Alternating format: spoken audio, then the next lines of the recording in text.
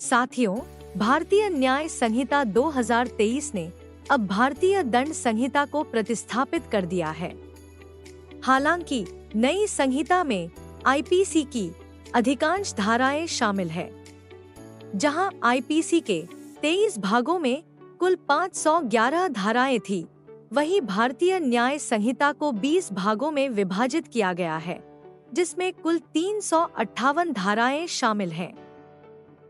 भारतीय न्याय संहिता 2023 में अपराधों को गंभीरता के अनुसार धाराओं के क्रम में जगह दी गई है। अर्थात शुरुआती धाराओं में अधिक गंभीर प्रकृति के अपराध हैं। धाराओं के बढ़ते क्रम में अपराधों की गंभीरता कम होती जाती है। भारतीय न्याय संहिता 2023 के अध्याय 1 के प्रारंभिक भाग में अधिनियम की परिभाषा, अधिनियम के प्रभाव एवं सीमाओं के बारे में धारा 1 से 3 तक वर्णन किया गया है। अध्याय 2 के अंतर्गत धारा 4 से 12 तक दंडों को परिभाषित किया गया है। अध्याय 3 में साधारण अपवादों को धारा 14 से 44 तक समझाया गया है। अध्याय 4 में धारा 45 से 62 तक दुष्प्रेरण आपराधिक षड्यंत्र के संबंध में प्रावधान किया गया है। अध्याय 5 में महिला एवं बालक के विरुद्ध होने वाले अपराधों के संबंध में धारा 63 से 99 तक प्रावधान किए गए हैं। अध्याय 6 के अंतर्गत मानव शरीर पर प्रभाव डालने वाले अपराधों को धारा 100 से 146 के बीच शामिल किया गया है। अध्याय 7 में धारा 147 से 158 तक उन अपराधों का वर्णन कर दंड के प्रावधान किए गए हैं जो कि राज्य के विरुद्ध किए जाते हैं। अध्याय 8 में तीनों सेनाओं से संबंधित अपराधों को धारा 159 से 168 तक वर्णित किया गया है। अध्याय 9 में चुनाव संबंधी अपराधों के लिए दंड को धारा 169 से 177 में शामिल किया गया है। अध्याय 10 में सिक्कों, करेंसी नोटों, बैंक नोटों और सरकारी स्टैम्प से संबंधित अपराध धारा 178 से 188 में बताए गए हैं। अध्याय 11 के तहत लोक शांति के विरुद्ध किए जाने वाले अपराध धारा 189 से 197 में शामिल हैं। अध्याय 12 में धारा 198 से 205 तक लोक सेवकों द्वारा या उनसे संबंधित अपराधों को बताया गया है। अध्याय 13 में लोक सेवकों के विधिपूर्ण प्राधिकार के विषय में धारा 206 से 226 तक वर्णन किया गया है। अध्याय 14 में धारा 227 से 269 तक मिथ्या साक्ष्य और लोक न्याय के विरुद्ध किए जाने वाले अपराधों के लिए दंड के प्रावधान किए गए हैं। अध्याय 15 में लोक स्वास्थ्य, क्षेम, सुविधा, शिष्टता और सदाचार पर प्रभाव डालने वाले अपराधों को दंडित करने के लिए धारा 270 से 297 तक उपबंध है। अध्याय 16 के अंतर्गत धर्म से संबंधित अपराध धारा 298 से 302 के बीच स्पष्ट किए गए हैं। अध्याय 17 में संपत्ति संबंधी अपराधों को धारा 303 से 334 के बीच परिभाषित कर दंड के प्रावधान किए गए हैं। अध्याय 18 के अंतर्गत दस्तावेजों और संपत्ति चिन्हों से संबंधित अपराधों को शामिल करते हुए धारा 335 से 350 तक प्रावधान है। अध्याय 19 के अंतर्गत धारा 351 से लेकर 357 तक आपराधिक अभित्रास, अपमान, क्षोभ, मानहानि इत्यादि से संबंधित अपराधों के संबंध में प्रावधान है तथा अंतिम अध्याय 20 में निरसन और व्यावृत्ति विषयक अपराध धारा 358 में वर्णित है। भारतीय न्याय संहिता में 21 नए तरह के अपराधों को जोड़ा गया है और 41 अपराधों के कारावास दंड में वृद्धि की है। 82 अपराध ऐसे हैं जिनके अर्थदंड में बढ़ोतरी की गई। 25 अपराधों की धाराओं में न्यूनतम सजा निर्धारित की गई है और 19 धाराएं ऐसी हैं जिन्हें भारतीय न्याय संहिता में शामिल नहीं किया गया है। नए अधिनियम की धारा 63 में बलात्कार को परिभाषित किया गया है। इस धारा के अपवाद 2 के अनुसार अब मैरिटल रेप अपराध की श्रेणी में नहीं आता है, बशर्ते पत्नी की उम्र 18 वर्ष से अधिक होना चाहिए। आईपीसी की धारा 375 में यह उम्र सीमा 15 वर्ष निर्धारित थी, जिसे नए अधिनियम में बढ़ा दिया गया है। भारतीय न्याय संहिता की धारा 69 के अनुसार किसी महिला से शादी का झूठा वादा या छल करके यौन संबंध बनाना अपराध है, जिसमें 10 साल तक का कारावास और जुर्माने का प्रावधान है।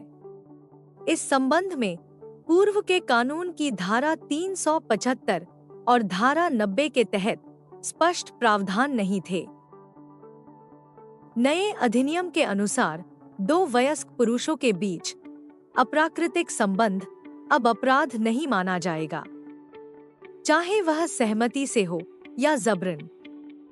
पूर्व में आईपीसी के अंतर्गत धारा 377 में जबरन स्थापित किया गया ऐसा संबंध अपराध की श्रेणी में आता था।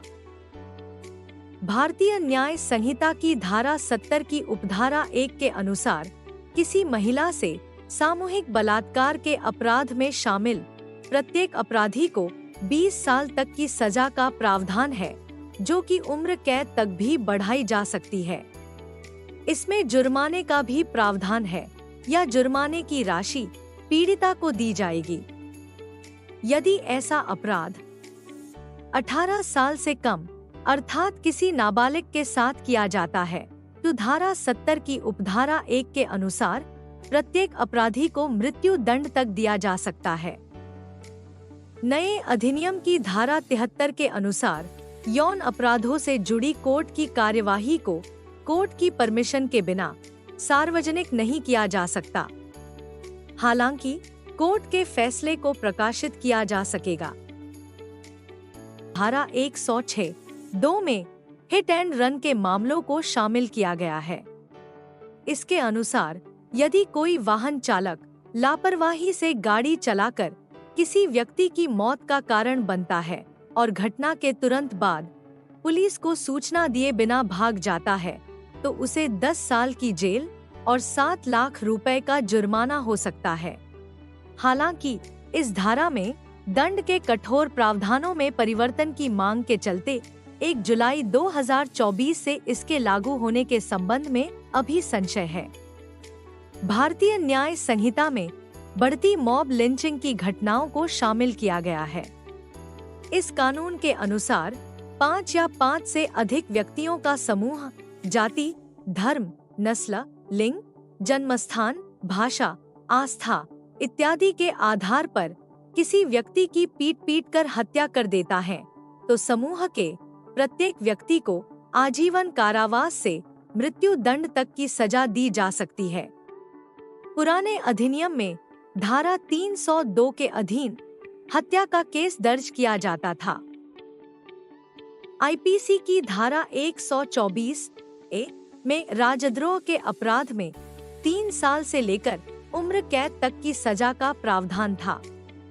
नए कानून की धारा 152 में राजद्रोह को हटाकर देशद्रोह शब्द शामिल किया गया है। किसी भी प्रकार से देश की एकता और अखंडता को खतरे में डालने वाले कृत्य करने पर इस कानून में 7 वर्ष से आजीवन कारावास तक की सजा हो सकती है। भारतीय न्याय संहिता की धारा 113 में आतंकवाद को आपराधिक कानूनों के दायरे में लाया गया है। इसमें दोषी को आजीवन कारावास से मृत्यु दंड तक का प्रावधान है। वास्तव में आतंकवाद आपराधिक गतिविधियों की परिभाषा को अनलॉफुल एट्रोसिटीज प्रिवेंशन एक्ट यानी UAPA से लिया गया है। इस कानून के नियम ज्यादा सख्त हैं और इन मामलों की सुनवाई विशेष अदालत में होती है। नए कानून की धारा 111 में विभिन्न संगठित अपराधों जैसे अपहरण, डकैती, वाहन चोरी, एक्सटॉर्शन, भूमि पर कब्जा, कॉन्ट्रैक्ट किलिंग, आर्थिक अपराध, साइबर अपराध, फिरौती, वेश्यावृत्ति, मानव तस्करी, ड्रग्स, आर्म्स या अवैध वस्तुओं की तस्करी को प्रभावी ढंग से कानूनी दायरे में लाने का प्रयास किया गया है। भारतीय न्याय संहिता की धारा 106(1) के अनुसार अगर लापरवाही की वजह से किसी शख्स की मौत हो जाती है तो दोषी को 2 से 5 साल तक की सजा का प्रावधान है। पुराने कानून की धारा 304(a) के तहत ऐसे मामलों को लिया जाता था। लापरवाही से कार्य करने पर डॉक्टर्स को सजा के लिए अलग से कोई धारा उपलब्ध नहीं थी। भारतीय न्याय संहिता के सेक्शन 291 के अनुसार पालतू जानवर के मालिक को सुरक्षा के जरूरी उपाय करने होंगे। अगर कोई पालतू जानवर किसी शख्स पर अटैक करता है या नुकसान पहुंचाता है तो जानवर के मालिक को 5,000 रुपए जुर्माना और 6 माह जेल की सजा हो सकती है। भारतीय न्याय संहिता की धारा 10 में लिंग या जेंडर शब्द को परिभाषित किया गया है। इसमें यह बताया गया है कि वह शब्द के मायने महिला, पुरुष और ट्रांसजेंडर तीनों पर लागू होंगे। नए अधिनियम के अनुसार आत्महत्या की कोशिश को अब अपराध नहीं माना जाएगा। हालांकि धारा 226 के अनुसार किसी लोकसेवक या पुलिस द्वारा किसी व्यक्ति को गैरकानूनी गतिविधि करते हुए रोके जाने पर उस व्यक्ति द्वारा किए जाने वाले आत्महत्या के प्रयास को अपराध की श्रेणी में रखा गया है। स्नैचिंग, विशेषकर चेन स्नैचिंग और मोबाइल स्नैचिंग की घटनाओं की वजह से महिलाओं के घायल होने, यहाँ तक कि मौत होने तक की घटनाएं हुई हैं। पहले इस अपराध के लिए कोई विशेष धारा नहीं थी। इन्हें काबू करने के लिए अब नए अधिनियम की धारा 304 में प्रावधान किया गया है। भारतीय न्याय संहिता 2023 में कम्युनिटी सर्विस अर्थात सामुदायिक सेवा को सजा के तौर पर शामिल किया गया है। धारा 4 में छोटे मोटे अपराध जैसे पहली बार चोरी कर पैसे या चोरी का माल वापस लौटा देने जैसे अपराध के लिए कारावास या जुर्माने से दंडित करने की बजाय अवैतनिक सामुदायिक सेवा से दंडित किया जा सकेगा। हालांकि सामुदायिक सेवाओं का दंड और किन किन अपराधों में दिया जाएगा यह अभी पूरी तरह से स्पष्ट नहीं किया गया है। आईपीसी से नए कानून बीएनएस में कुछ धाराओं को नहीं लिया गया है, मतलब अब इन धाराओं को समाप्त या निरस्त कर दिया गया है। जैसे धारा 14 में सरकार का सेवक की परिभाषा को हटा दिया गया है। धारा 50 में धारा अर्थात सेक्शन की परिभाषा को हटा दिया गया है। इसके अलावा धारा 53(a) निर्वासन के प्रति निर्देश का अर्थ लगाना, धारा 124(a) राजद्रोह, धारा 153(a) जुलूस, सामूहिक कवायद, सामूहिक प्रशिक्षण को आयोजित करने, भाग लेने में आयुध वहन करने के लिए दंड को हटा दिया गया है।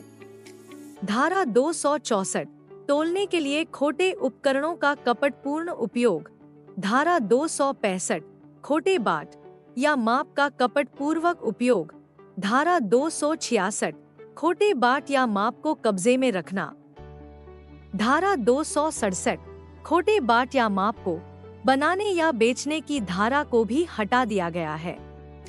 साथ ही धारा 310 ठगी तथा धारा 311 ठगी के लिए दंड, धारा 377 प्रकृति विरुद्ध अपराध तथा धारा 497 व्यभिचार अथवा अडल्टरी की धाराओं को भी निरस्त कर दिया गया है।